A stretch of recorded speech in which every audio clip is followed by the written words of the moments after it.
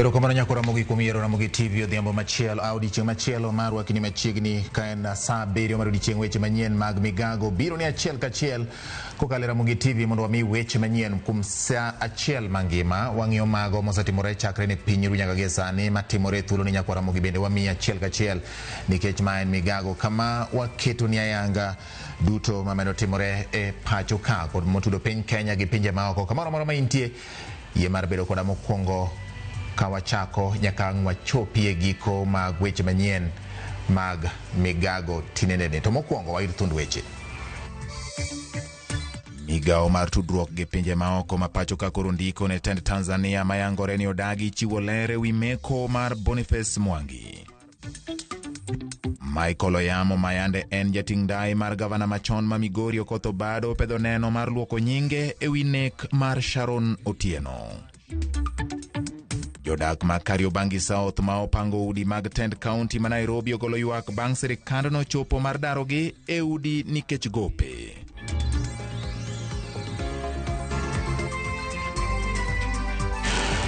Weche manyien adimba chakore sani nyakora mogi.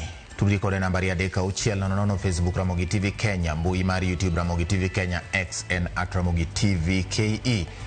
Nyinga en George Bati Michiegni. Migao mar tudruok pinje maoko ma pacho ka ndiko ne tend piny Tanzania kakikoni ok gimor kod kaka piny Tanzania osebedo ka oketo inga ne piny Kenya e ng'eyo adier ewi meko mar jakero ne ratich oganda Boniface Mwangi ma osebed ka ogeng' ne piny Tanzania. Kokala ndika moyiedhi ma ochwal ne migao mar tudruok pinje maoko kod Afrika ma ugwe mar piny Tanzania, piny Kenya okoni tend piny Tanzania pok oyie ne mbetre mar Kenya chopo kata yudo ler ewi kama ogeng' ne Mwangi ka ler ewi chal mar ngimane bende pok oyangi. Kenya olero ni kaluwore kod winjruok ma Vienna ewi weche mag mbetre mag 1963 ma Kenya kod Tanzania gin jokanyo, Kenya ni kod thuolo mar yudo ler kendo chopo kuom japinye ma omaki e piny Tanzania. Bende piny Kenya ni kod ratiro mar limo kod loso gi japinye ma ogeng' ne piny Tanzania mondo keto kenge mag chwalo kinde mabiro chung'ne poni ochwale do kendo tudre kode kata poni otwe. Kuom mano migao mar tudruok pinje maoko ma Kenya onyiso Tanzania mondo chiw ne mbetre mar piny Kenya thuolo mapiyo mar chopo ir Boniface Mwangi kata mondo weye thuolo ka giyango ni giikore mar tiyo machiegni kod piny Tanzania ewi wachno.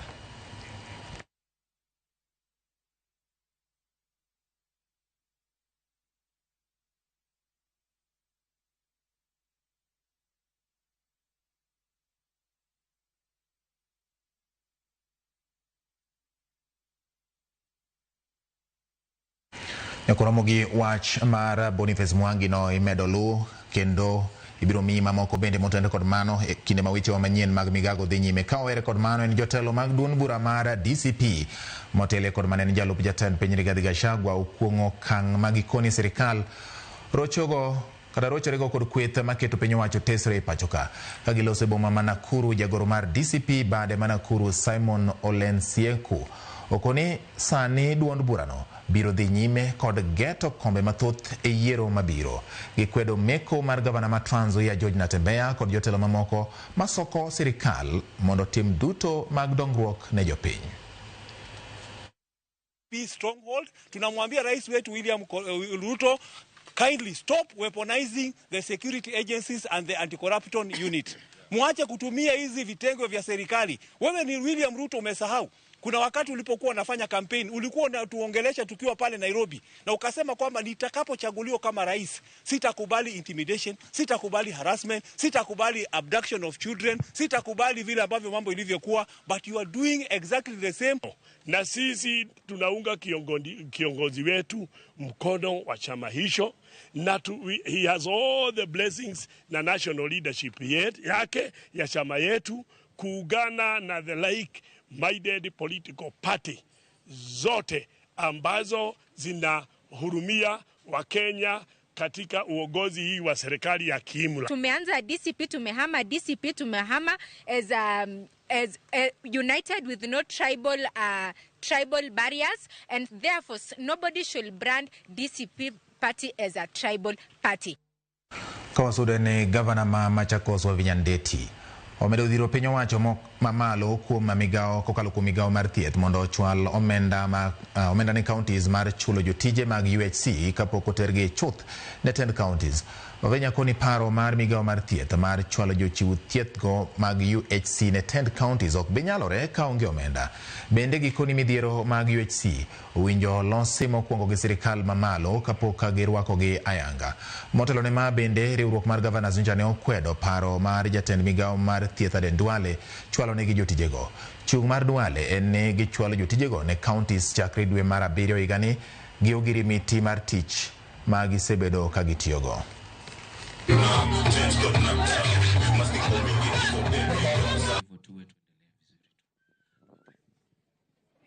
The service of humanity. And we let our UHC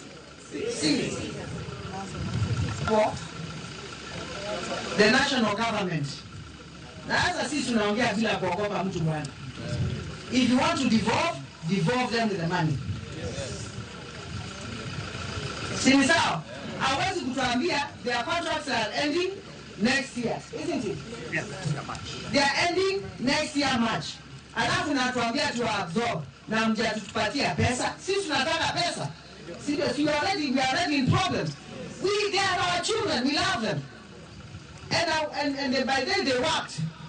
Even when the doctors were on strike, they worked. Walinishikilia. Na mimi nawapigania pesa yao iteremke. Mimi niko tayari. I am ready to take mine. I am home. One thing I want you, Madam Governor, to appreciate is that you cannot mention nurses in this country without mentioning Machakos. You have a very good nursing workforce here in Machakos. Actually, I must say that you are the best in this country. Let national government respect devolution and devolve that which is supposed to be devolved, so that we can discuss our issues and implement our programs without difficulties. Sini sawa sawa. Weche mamoko ni Michael Oyamo mabende ne en jating dai mar gavana machon ma Migori Okoth Obado opedho neno mare e nyim jang'ad bura e doho ma Milimani bang' tude kod nek mar Sharon Otieno. Kaluwore kod Oyamo ne en e boma ma Nairobi kod Okoth Obado e kinde mane onege Sharon, kendo oyango ni ne onge machiegni gi kama ne onege nyadendino. Kata kamano, neno mar Okoth Obado to wacho ni ne en kende boma ma Nairobi e kinde mane onege Sharon Otieno. Jafumbo marwa Cynthia Onyango ni kod ler mathoth. E buch nek mar Sharon Otieno manoweyo jo Kenya kod penjo modhuro, chije ma itudo kod bedo kod tudruok e nek makamano medo chiwo nendgi nyim jang'ad bura Cecilia Githua e doho ma Milimani. Michael Oyamo mabende ne en jating dai mar gavana machon ma Migori Okoth Obado onyiso doho ni simbe mar ong'we yamo ne tiyo kinyi ma tarik 3 dwe mar 9 higa mar 2018 chieng' mane onegie Sharon, neno ma opogore kod neno manopedhi kod kinde ma omako burano e doho. Oyamo bende wacho ni chieng' tarik 23 dwe mar 8 higano, Sharon Otieno ne ogochone kapenje kama ne entiere, kendo lero ni ne oduoko Sharon ni entiere e boma ma Nairobi ka gavana Obado bende ne nitiere e boma ma Nairobi. Iromo mar kuku mar governors. On the 23rd, if I can remember, Sharon called me trying to find out where I was. On that day, I told her that I was in Nairobi. Then she also inquired when I would be back from Nairobi. Neno mar Michael Oyamo kata kamano nyiso tuomruok kod pogruok e neno e kinde kod Okoth Obado mano nyiso doho ni ne odhi e boma ma Nairobi kende owuon maonge ng'ato ang'ata manokowe. Oyamo bende onyiso doho ni Sharon ne onyiso dwaro mar romo kode wang' gi wang' mondo twag kode wach moro makaluwore gi Sharon ne en wach mamiyo mane dwaro twak achiel kachiel ka Oyamo wacho ne oparo ne Sharon ni onge machiegni entiere e boma ma Nairobi. Bang'e Oyamo wacho ni Sharon ne ogochone kendo kanyise ni tudruok e kinde gi janeno ma otisi gi nying marapanda ni XYZ kod mula e boma ma Homabay ne ok odhi makare. Wachore ni Sharon ne ochiwo ywak ni ji ariyogo ne ok dew ngima mare, kendo ne ochiwo kwayo mondo orne pesa moriere aching' mondo oyud kaka onyalo konyore. Yes, she told me that this was resulting from the unresolved phone calls and exchanges that they had.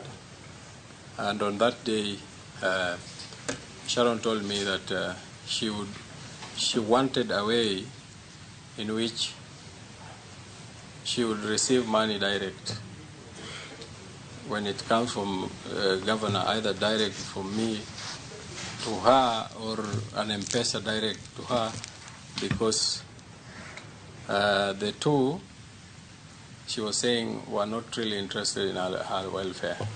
Oyamo bende wacho ni Sharon ne odhi nyime kod gocho ne odiochieng' mangima kadwaro ni Okoth Obado bed kode piny kendo giyud yo makare mar loso weche mane chandogi.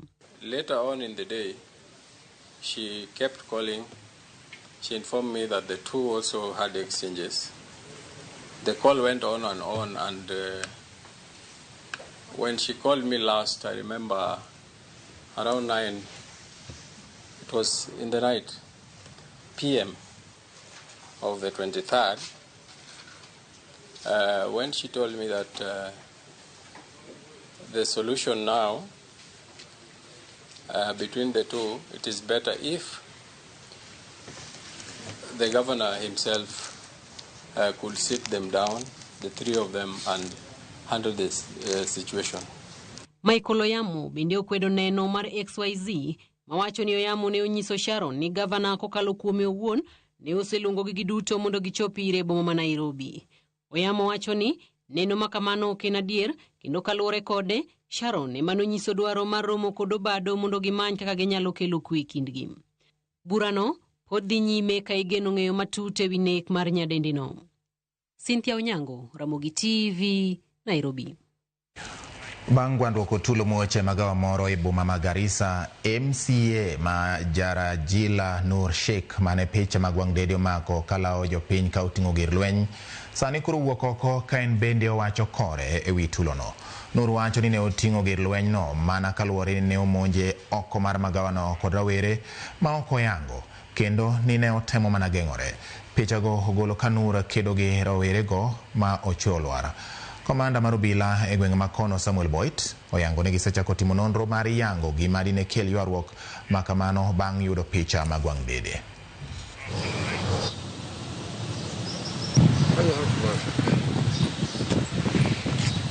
I would like to urge the members of public to disregard the information that shows that the MCA has been arrested. I would like to clarify that it is not true. We have not arrested. No arrest has been made. But the investigation is in advanced stage. And soon, we will take necessary action. I would like to urge the members of public to be calm and to live in cohesion and unity. Hiyo packet ni kama single file. Kuna mtu mwingine alikuwa nyumbangu na mwingine kama mbele yangu. Sasa mimi kufika hapo, ya jamaa amesema kwa nini mtufungia njia wewe mzee? Mimi nikasema mimi sitafunga njia. Na mimi nilikuwa na order hapa. Sasa ile harakati kulikuwa na puta nikupute. I'm now apologizing on behalf of the customers and on behalf of all the people in Garissa County that I was not in bad intention. I was only defending myself. Jodak Makario Bangi South ma odake udi mag Tent County ma Nairobi ne oyudo buok bang' apisas mag county no monjo utegi kendo daro gi wira ne gin kod gope. Jodago kata kamano ywak ni gope ma sirikand no bandho gi ok gin ma adieri ni mar telo machon mar Gavana Mike Sonko yande nuserucho oko chudo makamago. Gikwayo Tent County ma Nairobi mondo ti kod yore mamoko makare mag kata manyiso luor e kinde ma gibandho jodakgo ka gilero ni ok gidagi chulo udi mak mana ni nyaka migi thuolo mar timo kamano. Situation imekuwa mbaya kwa mifuko ya watu wameandago mambo mingi. Ndio tuko na marias, hatujakataa kulipa. Mwanzo the way they treat their tenants, hata kama mtu unamdai kumletea goons, harassment kwa nyumba haifai. There is a polite way ya kuaddress deni. Kenya yenyewe iko na deni. Mtu atakosa, sisi binadamu wa Kenya tutakosaje deni? Wamama wanapigwa ndani ya nyumba na vijana ni goons. We asked for uniformed county officials wakuja wafanye eviction. Sisi tumeletewa goons. Hatuwezi kubali mambo kama hiyo. Number 2, hizi evictions zinafanyika. Mike Sonko Kabumba 047 governor alipeana waiver. Waiver ile alipeana kunadi gazettement. Saa hii hizi madeni hii inatuangaisha huku ni ile waiver Sonko alipeana Sakaja amerudisha. Wamerudhi nyimenya kwa Ramogi. Jatend migao mar lope Alice Wahome ogolosiem ni dongruok nyalo biro rem chopo ne jopiny e gwenge mag Kenya madiere kaponi siasa mag gwengego omedo bagni.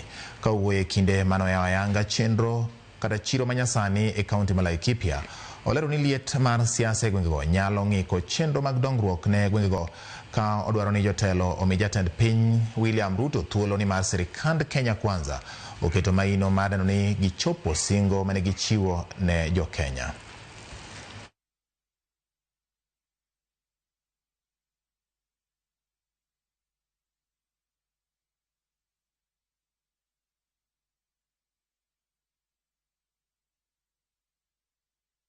Kuna pahali tunaweza fanya siasa izidi mapema iharibu kazi. Na hiyo iko tu hapa kwetu sana. Kule kwingine wanaitisha, unajua sasa tuko kwa broad based na mnajua hivyo. In every 5 years kutakuwa na wapinzani na kutakuwa na serikali. Hello, wache tuende pamoja. Unajua Mugara muue, lakini haki yake fanya nini? Mpe haki yake. Unajua kuna watu wanasema siku hizi hatutaki kusikia president akitajwa. Sasa wewe jameni, hutaki president atajwe na huna pesa yako. Ile kasi Rais William Samoei Ruto amefanya hapa. Uliza county government, uliza anybody, it can be seen, touched and you can smell. Nakura Mogina nyisi ni wacha mara Boniface Mwangi waluweyo madimba inya jafumo marwa Lydia Okeyo.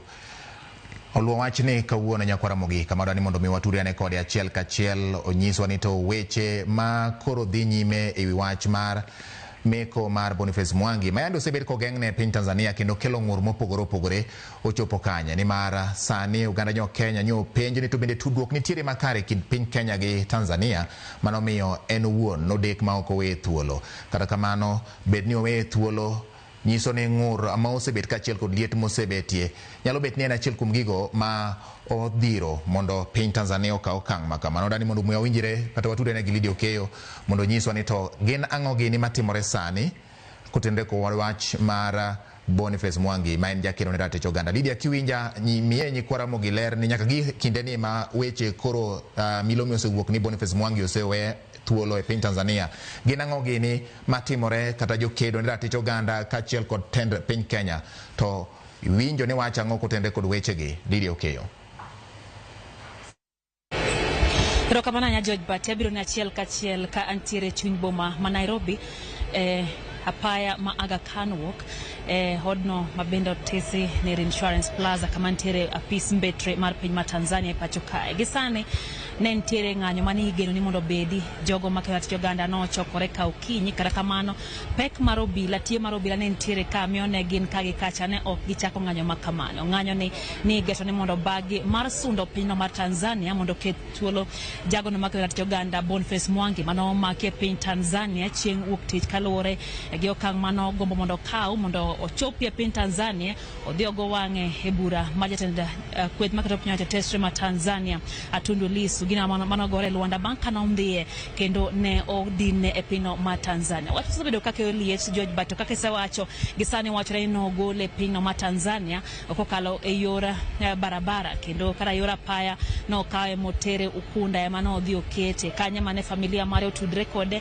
kendo no yude. Gisani iwacho ni nitiere hospital moro county Makwale kama bende oyode thieth nyaka sani. Kata kamano en wach mwalo machiegni ahinya mar yudo weche achiel kachiel wawinjo tang'o matimore kanyo to no bedo nade to no kel nade weche go matindo kata kuku mar wach no pok wayudo maler. Kata kamano nitiere achiel kuom jogo makero joganda Frederick mabende en jakanyo mar Haki Africa. Wawinjie ni to sebedo nade gi kaka jogo mabende ne kero joganda ne gidwaro nang'o to gisani obedo nade. Fred machiegni ahinya. Ero kamano nyinga luongo no Dhiambo Jiro an jago no makedon ratiro mar oganda kendo an ofisa e shirika ma iluongo ni Haki Africa Vocal Africa. Ne wabiro kae ka wadwa mondo watim ng'anyo mar tipo mondo osiepwa Boniface Mwangi mancho okawi kendo teki gi sirikal ma Tanzania mondo duogo riwre kod anyuola mare. To kata kamano aparo ni luoro no mako sirikal ma Tanzania be oduoko Boniface Mwangi to giduoke yo mar heshima, giduoke gikawe gikele Kenya to gibole mana Ukunda.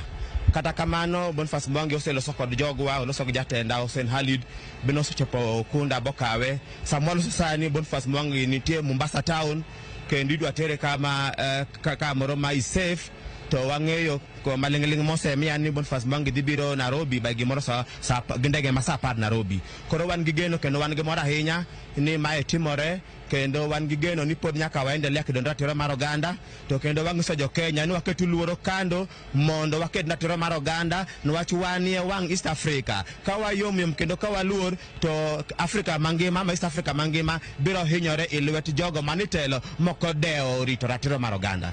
Ero kamana nya Fred George Batimano kanyane Fred Odhiambo bende en jagono majakanyo mar riwruok mar Haki Africa gikeyo na timo mar oganda miyo winjo ko wacho yo gik sa 10 mar odiochieng gigeno mondo mi Boniface Mwangi ochope bure Nairobi kendo igeno romo ne oyadhi e pinyno mar Mombasa. Parni owacho kanyo ni kit kaka no we thuolo okomoro gi nyiso ni owe e yor mojwang. Parni ntiere andika mabe no ndik gi jagoro mongere migao no mar weche go mag pinje ma oko Singoe Korir Singoe mabe no wacho ni piny Tanzania no dhi ahinya kendo odhi ataro gi chike manoketie lwedo winjruok mano motisi ni Vienna Convention on Consular Relations manoketie kogno gana chiel mi ochiko prauchiel krade kwa bende miyo oganda ratiro mar kano poni omaki karo ndhi e piny moro timi thuolo mondo mi tudruok kodi ma en tudruok mana piny Tanzania oketo bedo mayot ahinya gi piny mar Kenya kachiel gi familia mar Boniface mamano dhi ataro mar winjruok makamano ka bende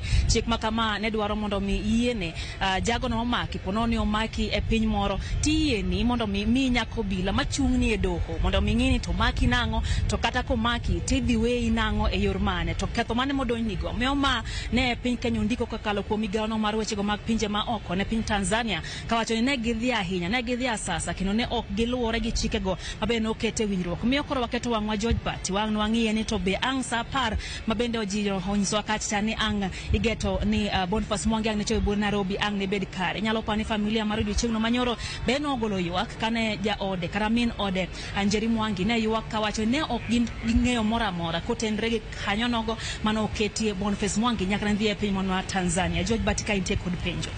Aonge gi penjo Lydia Okero kamano kuom miyo aler manimba kotende kod kaka chendo sechopo nyaka ge sani bedo ni owe thuolo Boniface Mwangi kendo iwacho ni nojwang'e e kaunti ma Kwale kachiel kod duond jolony kata joket ne ratich oganda mabende koni giluwo wachne kendo obiro chopo e boma Nairobi kapodi ng'iyo ngimane kaka chalo nikech achiel kuom gimane migawo mochung' ne weche mag tudruok pinje maoko ne wacho ni chal mar ngima mare ne ok ong'e. Erokamano Lydia Okero kuom chiwo ler manimba wabiro medo kelo ne Nyakwara Mogi mathoth kotendre kod weche mag Boniface Mwangi. Neno ka Lydia Okero nitiere sigana no Nyakwara Mogi omedo keto kenge makare mag neno ni yudo ler kang' chopo Nairobi ka gi gima familia mare pod biro medo wacho kachiel kotend piny Kenya. Kowere kod mago en ni okenge imero ketie kaunti ma Migori mag nywando kanyakla chenro duto mag gayo landruok mag kute mag ayaki e lwet migawo mar thieth bang' omenda mane ichiwo kod piny Amerika masani chenro ma opogore mag gayo kute mag ayaki Nyakwara Mogi ne ochal ka gima oduok piny.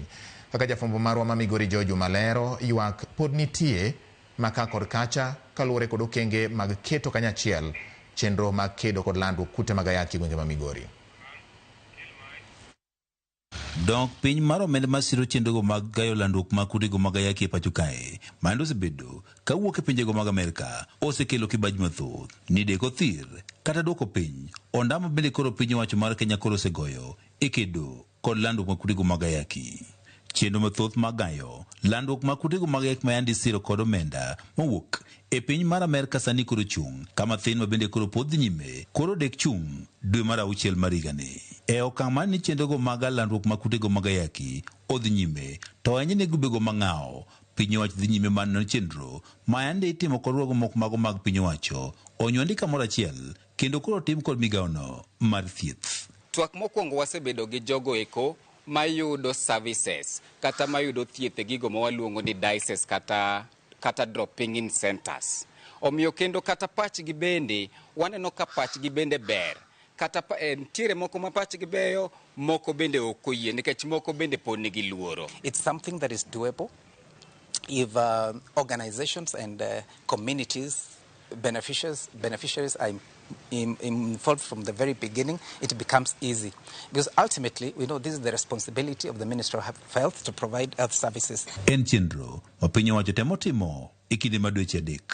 Penjo maduong' en ni to bende onyalo nyago olewo maber to bende en gino manyalore e kinde machuok ni. Ni integration ber kendo it shows the sustainable way mag health service provision gieki.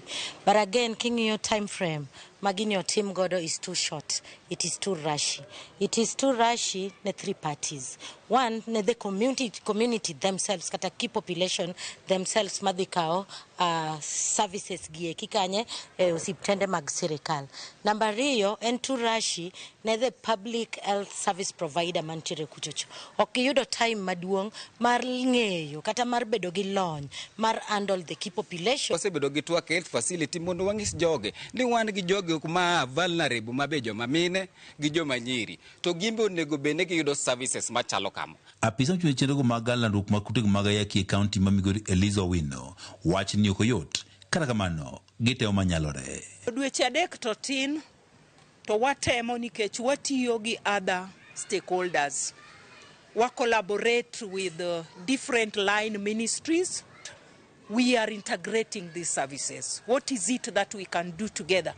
Mondo kik gini jokwa marach. Moko mriruoge makedo kod landruok mag kutego mag ayaki e kind oganda mang'awo ywak ni chenro ni makedo chenrogo duto mag landruok mag kutego mag ayaki e lwet migawono mar thieth gineno ka koro ok dhi makare kendo dek ok onyago lewo makare.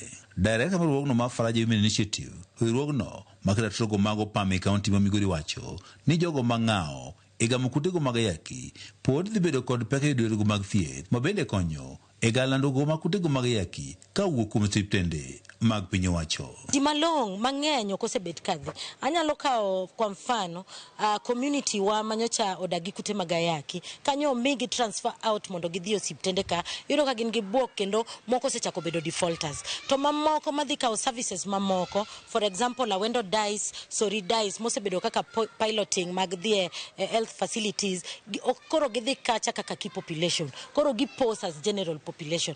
Manyiso ni by the time mokalo get kowuok oko needs ge mag key population are not met. So dekelo risk maduong' e community. Akwede ne jogo matije magitimo koro keto gi ng'awo mar gamo kutego mag ayaki en mano miwacho ni dek mithoth kodhi rem chop stendego mag piny owacho mondo gikaw chenro bende koro nyalo konyogi e galandruok mag kutego mag ayaki. Guma nitie both sides. The key population themselves ne gin gi stigma. Ok ginyal wuok. Wang'eyo waduto ni these are hidden population. Sani koro gibiro mondo giriwre gi jotuo mamoko nyaka chandgi. To watemo mondo wapuonja our healthcare providers kaka ginyalo bedo friendly to the key population. George Juma, Ramogi TV, Migori. Erokamano nyakoro Ramogi kuom keto Ramogi TV migago kawo iweyo mokwongo gi kinde ni erokamano in bende miketo wang'i kendo indiko na Kimia Pachi. Wilberforce Otieno Wood North Kanyamkago wacho ni bati. Erokamano aneno ka wacho ni aneno migago yo makare. Boniface Mwangi makoro yude ukunda ne koro piny Tanzania okonyo Boniface Mwangi mang'eny omiye CV mar malo koro sani piny mangima ong'eye wacho ni awuoro kaka timore. Tim mar rais ma Tanzania no wakwedo kabisa. Koro ento kubi biro e Kenya ka ento mano penjo. Bao moja dino kata Dogoman nyakwara Nyairo ulumb mar game Gotregea. Wacho neno makare ahinya kendo mor gi weche manyien. Erokamano Nyamigago ni kare. Amosni Adijit kod Yambo kod japuonj Juma Odhiambo. Manoja Liae School kantiere Malindi. Erokamano paso mondo tiche marge monyinyore. Erokamano in bendi kete Ramogi TV kendo wacho ni mor. Samuel kantiere Obera. Ramogi TV neno maler kendo weche manyien mag migago chopo eyo makare. Erokamano ahinya. Kasto anoka mae Vincent Anditi kawuok Semerero wacho ni migago chopo no maler. Wayudi maber ahinya Yugiska. Uru Nyambok ema wacho kamano ni migago ler ndi kendo ochamo lunch to mana gi wang' jowi mar Ramogi e wang'e. Oneno go weche matimore gik matimore. Gi thuolo ni yiena muda kaw yweyo nyakwa Ramogi. Pod wan gi mamoko mathoth mabiro ni bang' thuolo machuok kikini mabor.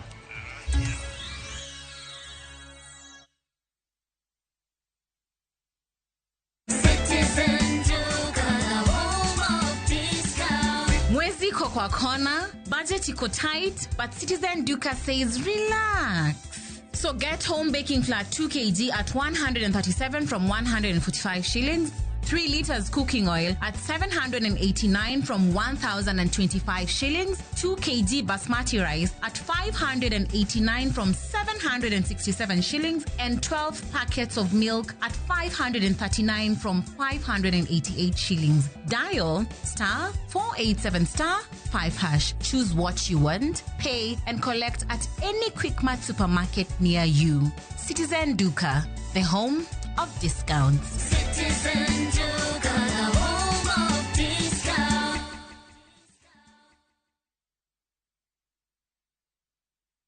Royal Mabati Factory Limited, dukani achiel kende miyude rang'iny mamalo magoyo witado makare. Yud offers mawan godo ka ichulo atamalo 40, iyud mwandu molosi chieng'no. Yue mos dala ka wakelo ni nono maonge chudo nyaka e dhot. Gochnwa e 07222 638 838. Tim order kokalo e www.royalmabati.com. Weche kod chike mantie nyaka lu.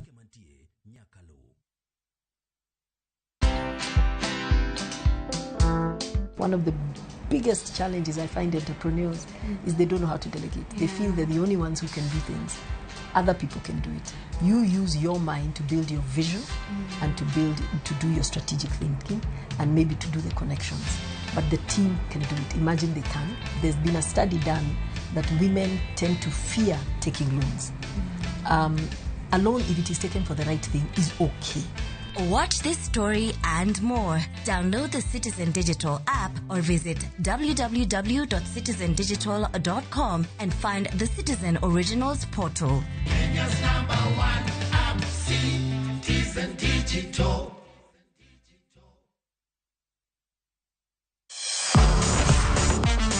Ne thuolo mar yudo weche tuke duto nyaka mopondo. Mbaka makende mag jotugo kendo mag jomolony weche tuke. Can you believe it? Magite yudore chenro mar pau tuke. The 4.84 kilometers. Nonro matut kod gigo matimre manyien mag tuke duto mawuok e piny mangima. Tudri kodwa ngeso ka ngeso Ramogi TV. Kochakore saa 8 odiechieng' ka wami gik motimore pau tuke.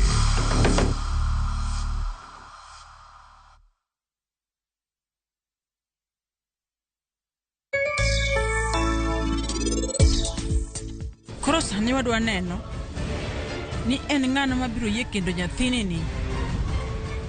Nyathini ni biro bet maonge dichwo e ngimane kae nyaka chieng'.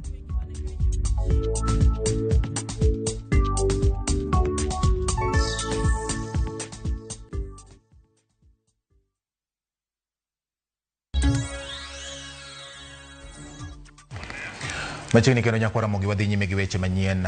Ogai mar ODM Raila Odinga ojiwo senators mondo mi okaw ting' margi makare maneno ni loch gwenge ok obedo gi ng'ikruok. Raila loso bang' romo gi senators mane gilalorego ewi yore mag bero loch gwenge. Ojiwogi mondo gimakre kanyakla gi od bura mamalo e tego loch gwenge kendo neno ni omenda mag dongruok ochopone kor gwenge moromo. Important is to have a governance structure that works. Parliament is one of the three institutions of governance in our country.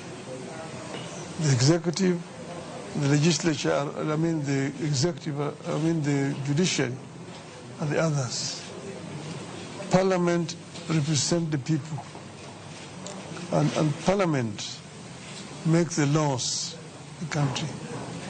And Parliament also allocates resources in our country under the new constitutional dispensation. Senate need to play its role, just as the National Assembly also has its role to play. You know, we have got countries with a similar constitutional structure, and it works very well. So we'd like to see our Senate work just like the Senate of the United States of America is working, and give it proper powers and responsibilities. The same thing. So the National Assembly has also its sphere, and we say the National Assembly should do its work. And together, both National Assembly and the Senate form the Parliament. And the Parliament's role is to represent, to legislate, and to oversight. The three functions are very important. The executive uses the laws that are passed by Parliament to govern the country, and judiciary interprets it. This is how we want it to be.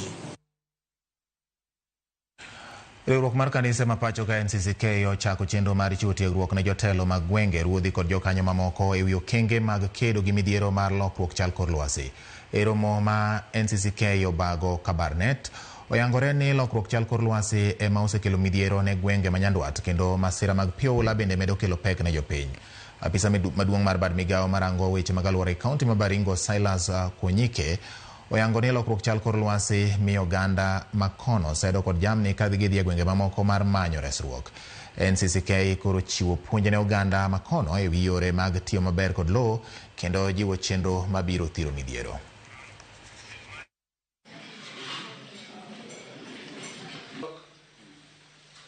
I know the challenges we are Morocco. We went there, we have held meetings. So as we speak right now, out of the activities that we have, wale watu walipita wenye wanatoa pesa is only that 7.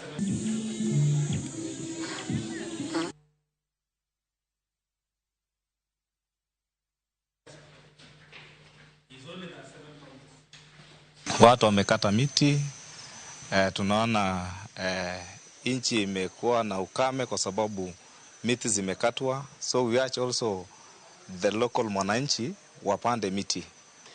Hii vita ya climate change ni vita ya dunia, na tunataka tushikane na mashirika na serikali kupigana na hii changa la climate change. Kati kunakuwa na ukame, inafanya wafugaji wanahama wanaenda kutafuta lishe ya wanyama yao.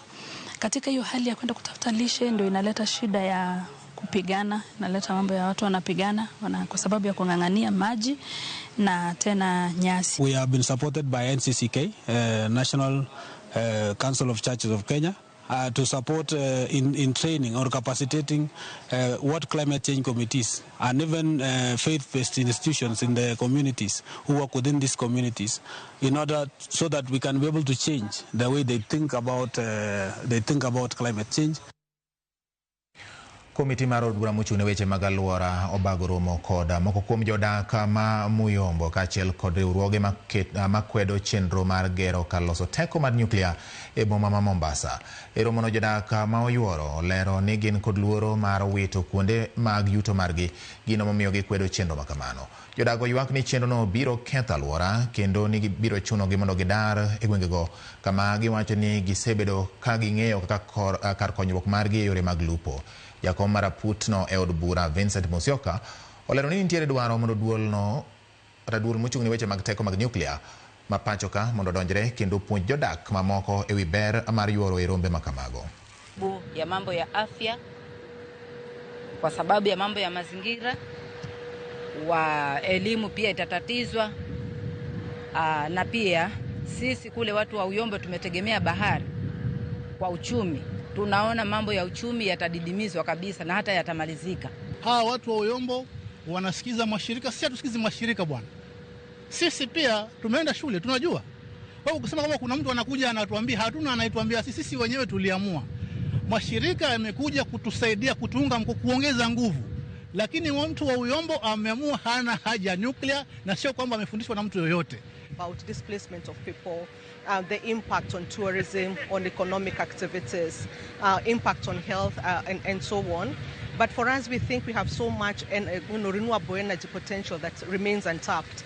That must be looked at all different angles so that we see what is the middle ground, that if we have to proceed, then how also do we do proper public participation so that the people understand, because there seems to be a lot of gaps in understanding the merits and understanding the dangers associated with this power, and that has caused a lot of problems with the communities. Sirikal ochako chenro mar gero inga kata dikes ma borne romo kilomita 50 mar geng'o oula mathoro muoch e kinde ma aora Nyando pong'. Sirikal ochako wi gedo mar kilomita 4 ma okwongo eka ibiro med bor mare. Kaka jafwambo marwa Cynthia Onyango lero, jodak e alworano onyiso mor margi e wi okang' makamano. Igenga aora ma Nyando e kaunti ma Kisumu. Aora ma pige osekelo midhiero kuom higni mathoth. Tingatinga madhoge ogulo cholo e chenro mar keto hinga kata rageng' mongirore ma idendo ni daik mabiro geng'o pi oula ma osemiyo jodak wich bar kuom kinde mogwaro. E chakruok mar gedo mageto gero hinga mar kilomita 50 e genga aora ma Nyando, kagisani ochakore kod kilomita 4 bang' sirikal chiwo omenda mar jiwo chenro makamano. Kuom higani sirikal nomiyowa pesa kwatudore gi jaod bura ma kaendi Mheshimiwa Jared Okello, kendo ne wayudo pesa manyalo loso dikes kilomitas 4. Wageno ni dikes ni kolosi to pi maywero ji Nyando ka pile biro bedo ni wageng'o wachno. Wageno ni pi maketho puothe wabiro geng'o wachno, kendo wageno ni dike ni koro joma biro wuok katero gik magisegolo e puodho e chiro bro yudo kaka chope chiro e yo mayot, kendo ohala biro bedo maber. Korka kore, jaod bura ma Nyando Jared Okello ma oriwore kod jopiny neno chakruok mar gedo makamano, ogone sirikal erokamano kuom winjo ywak jopiny kendo chiwo omenda mar gedo mar genga aorano kata obedo ni ne onge bajet mar sirikal. Wadhi tiyo ka kuom dweche 5, ma bang' dweche 5 go waparo ni koro kilomita 18 moluwore gi River Nyando dhi rumo, kato wadhi kawo kilomita 32 ma bendo oluoro Lake Victoria kata Lake Lolwe kata Nam Lolwe ma bendo osechando jowa modak Kabonyi. Masiko dar kendo wuok pi wuok oko, kendo ji wuok e mier kadhi kuonde ma beto ting'ore malo. Itabu no koro wadhi bedo ni waonge godo. Omiyo wagoyo erokamano ahinya ne President mano otudore kod Minister mare motelo ne weche mag East Africa Community, kuonde mag Ongoro gi Regional Development miluongo ni Honorable Beatrice School momi tijni mondo mi otayo dhi kode nyime. Jopiny ma osebedo ka ywago dayo e midhiero magikale kinde ma aora no ong'ok bende onyiso mor margi ne sirikal kuom mako badgi kendo miyo gi geno. Ameleta tinga imekuja kwa daik, tutaishi nywe, ai maji itakuwa tena. Hii daik peleka mpaka huko Nguo, mpaka Nyando huko karibu na Singida. Ile Nyando ilibomwa karibu na nyumba yake. Saa hii maji natoka tu chini. Hata nyumba ya Jen iko maji. Hata Muse ichonge hii. Oknyavi kati cho. Serikali saidia Jen. Weka mchanga kwa hiyo simu ya Jen karibu na nyumba yake. Kata kamano, gikwayo sirikal mondo med bedo kod gi machiegni kendo keto kenge makare mag reso oganda ma pi oula obembo. Akwayo ng'ata kata sirikal maduong' ka winja ni kama dake ni okawinj ka dak maber nikech ji wacho na dak maber jen winjo maber nonyiewne ot nonyiewne kama dake to an seche magi wacho kamano to winjo ka chunya lit nikech adaka ka ndi kama pi chanda koro akwayo sirikal mondo ka giyie to ka ginyalo nyiewna kamoro mondo gigerna ot manyalo dake to gitimna kamano mondo ayud ka dak kama ber nikech an gi shida mang'eny. Cynthia Onyango, Ramogi TV. Kowuok e gwenge manyando wadhi ane Homa Bay. Johan rech e boma ma Homa Bay onyiso mor margi kaluwore kod chenro mar tieko gedo mar chich rech manyasani e dho wath ma Koginga ma igero gi sirikal e nengo mar $350,000,000. Kaka jafwambo marwa ma Homa Bay Ale Abich lero, chirono jatend piny Kenya William Ruto biro yawo ayanga e kinde ma odhi limo kaunti ma Homa Bay e nyasi mar Madaraka Day. ma Homa Bay osebedo ka uso e lwasi marach mokalo ma bende keto ngimagi kaachiel kod jogo ma giuso negi kama rach kaluwore gi chido mar chich rech ma gisebedo ka giuse. Chironi bende osebedo kama johand omena mathoth moye omena ma giuso kata odoko ni chal mare ok ber kod ngima oganda. Kata kamano johand rechgo koro nyalo buonjo kaluwore gi chenro mar tieko gedo mar chich rech manyasani e dho wath ma Koginga e boma ma Homa Bay mane ochaki gi jatend piny Kenya William Ruto kendo koro biro yawe ayanga juma manyien mondo koro ti kode e limbe mare ma otimo e kaunti ni e nyasi mar Madaraka Day ma higani. We are 95% complete. The whole project is holding around 5,000 traders and most of it are the fishmongers and Mama Samaki, just as promised by our Excellency the President. And we are happy that we are going to have the stand for the Mama Samaki, mahali watakuwa wanauzia. Pia kuna sehemu za kuoshea, kuna sehemu pia ya kukulia hii samaki. Samaki tunakuja kuipikia hapa. Halafu zaidi ya yote, wavuvi wote, chumba chao kiko hapa. Tunaona kweli, samaki ikitoka hapa baharini, inaletwa hapa inaoshwa. Kisha ikishaoshwa inawekwa tena kwa barafu. Tuko na cold rooms. Johand rechgo ma osebedo ka tiyo e lwasi marach orwako mokalo chenro mar gedo mar chiro mar rech manyasani ma jatend piny Kenya William Ruto timo e dho wath ma Koginga mane ikoni biro konyo e bero ngimagi. Wagone erokamano kech ogolowa e chieng', ogolowa e chuodho, wadhi uso kama oger maber. Ma mon koro koth ok go, mon dhi bedo kama ber. Jong'iewo mabiro ng'iewo